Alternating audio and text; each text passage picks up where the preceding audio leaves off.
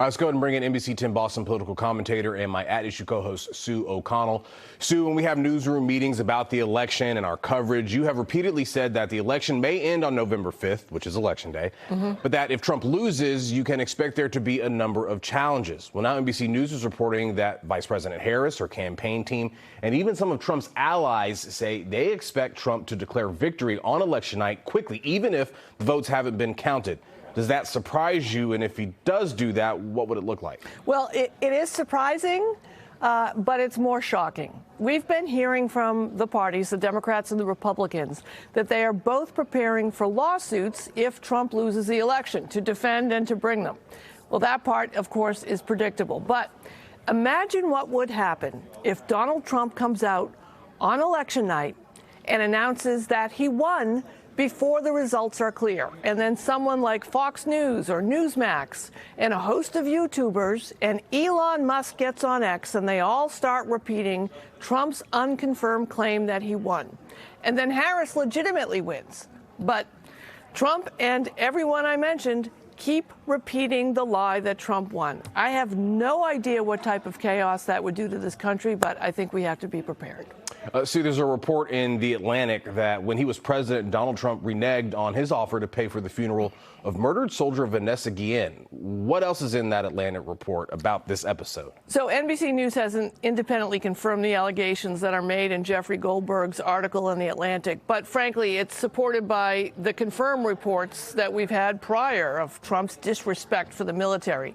Now, Trump reportedly called the soldier an effing Mexican. Those were his words, according to the article. And he complained that it shouldn't cost $60,000 to bury her, which he offered to pay for. Trump's spokespeople deny the claims, and lawyers for the family say a bill was sent to the White House, but it wasn't paid. Now, if you combine this with that reporting of the news of General John Kelly's concern about what another Trump presidency could do to the country, it really starts to paint an even more troubling picture.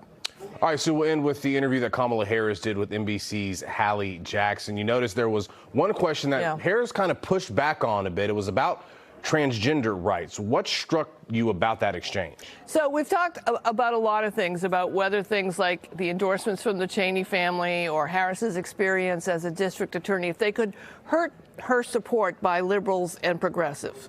You know, Harris was a leader in the battle for gay marriage, and there are ads running in swing states that are trying to use that trans rights issue as a wedge issue to get people to vote against her or vote for Trump. So when Jackson asked about the transgender Americans' rights issue to gender-affirming care, and Harris said she'd follow the law, Jackson noted that wasn't exactly the full-throated support that they had seen in the past. And Harris pushed back on that.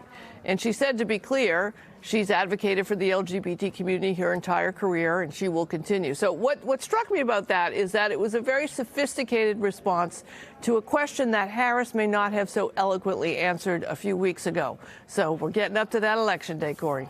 Things are winding down, Sue. Thank you very much for your insight, as always. And don't forget, we recap all the week's biggest political headlines, both nationally and locally, every Sunday morning on At Issue. You can join me, Matt, and Sue at 11:30 right after Meet the Press.